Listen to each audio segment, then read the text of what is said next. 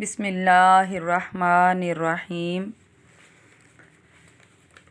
جب جنت میں اللہ تعالیٰ دیدار کروائے گا جنتیوں کو تو ان کا کیسے استقبال کرے گا، ان سے ہم کلام ہو کر کیا باتیں کرے گا، اس بارے میں آج اس ویڈیو میں آپ کو بتائیں گے۔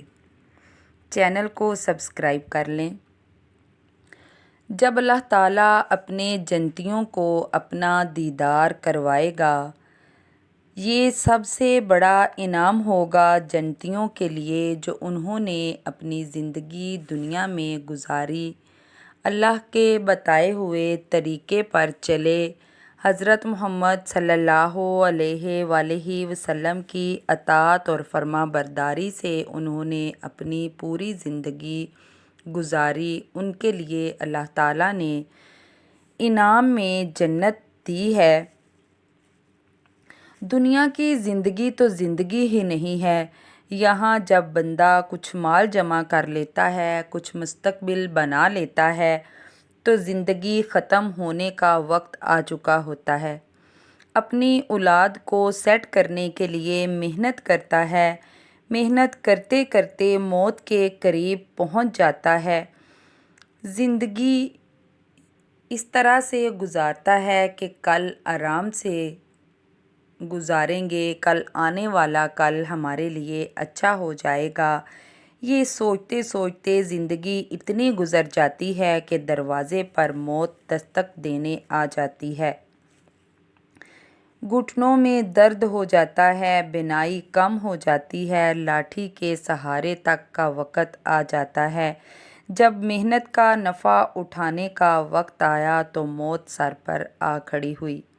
اس دنیا میں تو بندہ ایسا ہی ہے، جب دنیا میں آرام کا وقت آتا ہے تو موت لے جاتی ہے۔ اگر زندگی ایسی گزری کہ مرنے سے پہلے اللہ تعالیٰ کو راضی کر لیا تو جنت کی زندگی شروع ہو جائے گی۔ اللہ تعالیٰ جنت عطا فرما دے گا اگر اللہ کو مرنے سے پہلے ہم راضی کرنے میں کامیاب ہو گئے۔ اللہ تعالیٰ سب سے پہلے اپنے جنتیوں کو ایسے ویلکم کرے گا، وہ یہ نہیں کہے گا کہ میرے ایمان والے آ گئے یا میرے نمازی آ گئے، میرے تہجد گزار آ گئے۔ اللہ تعالیٰ کہے گا میرے مہمان آ گئے۔ پھر اللہ تعالیٰ انہیں اپنا دیدار کروائے گا۔ اللہ اپنا دیدار جب کروائے گا ان کے سامنے آئے گا۔ انسانی آنکھ جنت کو تو سہ سکتی ہے، جنت کا نظارہ تو انسانی آنکھ کر سکتی ہے، مگر اللہ تعالیٰ کے جلوے کو نہیں سہ سکتی۔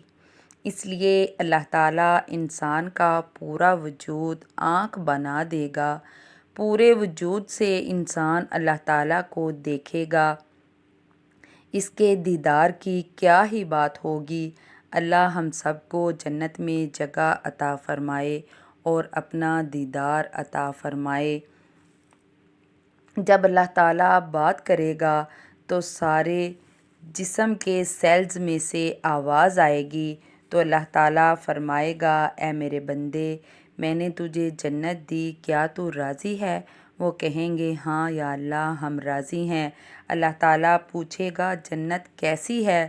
تو وہ خوش ہو کر کہیں گے یا اللہ بہت ہی خوبصورت ہے، ہماری سوچ سے بھی زیادہ پیاری ہے۔ تو اللہ فرمائے گا کیا میں تجھے جنت سے بڑی چیز نہ عطا کر دوں؟ تو جنت سے بڑی کیا چیز ہے؟ انسان حیران رہ جائے گا۔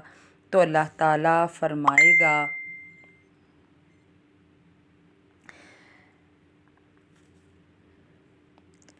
یا اللہ تیری قسم ہمیں تو پتہ ہی نہیں تھا کہ تو اتنا خوبصورت ہے، ہمیں تو آج پتہ چلا کہ تو اتنا خوبصورت ہے۔ اللہ تعالیٰ فرمائے گا میں آج تجھے جنت سے بھی بڑی چیز عطا کرتا ہوں، جا میں تجھ سے راضی ہو گیا۔ بندہ خوش ہو کر اللہ تعالیٰ سے کہے گا یا اللہ ہم تمہیں سجدہ کرنا چاہتے ہیں، ہمیں اجازت دے دے کہ ہم تمہیں جیسے دنیا میں سجدہ کیا کرتے تھے آج بھی خوشی سے تمہیں ایک سجدہ کر سکیں۔ تو اللہ تعالیٰ فرمائے گا کہ اے میرے بندے، تو نے دنیا میں بہت سجدے کیے، تو نے مجھے راضی کیا۔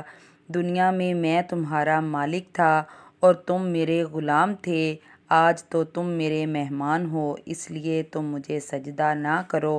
تمہارے دنیا میں کیے ہوئے سجدے ہی کافی ہوگے، اب بس موج کرو۔ اللہ فرمائے گا تم کچھ مانگنا چاہتے ہو تو مانگو۔ تو وہ کہیں گے یا اللہ بس تو راضی ہو جا۔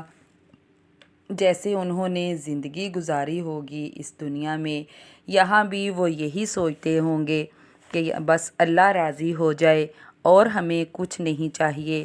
ان کی زندگی کا ہر عمل اس سوچ سے ہی ہوتا ہے، جو اللہ کو راضی کرنے میں کامیاب ہو جاتے ہیں۔ ایسے ہی وہ جنت میں بھی یہی کہیں گے کہ اے اللہ بس تو راضی ہو جا۔ تو اللہ تعالیٰ فرمائے گا میں تو راضی ہو گیا، آج میں تم کو تمہارے اعمال کے مطابق نہیں دوں گا، میں اپنی شان سے عطا کروں گا۔ دنیا میں انسانی دماغ کا 5% حصہ کام کرتا ہے، باقی 95% حصہ سویا ہوا ہے، جس کو اللہ تعالیٰ جنت میں کھول دے گا۔ 100% جنت میں انسانی دماغ کام کرے گا۔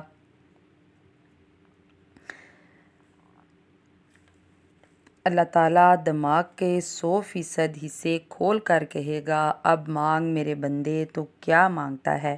اس بارے میں ہمارے نبی نے فرمایا کہ جنت میں سب سے چھوٹا سوال یہ ہوگا کہ بندہ کہے اے اللہ یہ دنیا تو نے جس دن بنائی اور جس دن مٹائی اس کے برابر مجھے عطا کر دے، تو یہ سب سے چھوٹا سوال ہوگا۔ جنت میں اتنا زیادہ مانگنا بھی، آپ صلی اللہ علیہ وآلہ وسلم نے فرمایا ایک دنیا کے شروع ہونے والے کونے سے آخری کونے تک مانگا ہوا سوال سب سے چھوٹا سوال ہوگا۔ یہ جنت کی شان ہوگی۔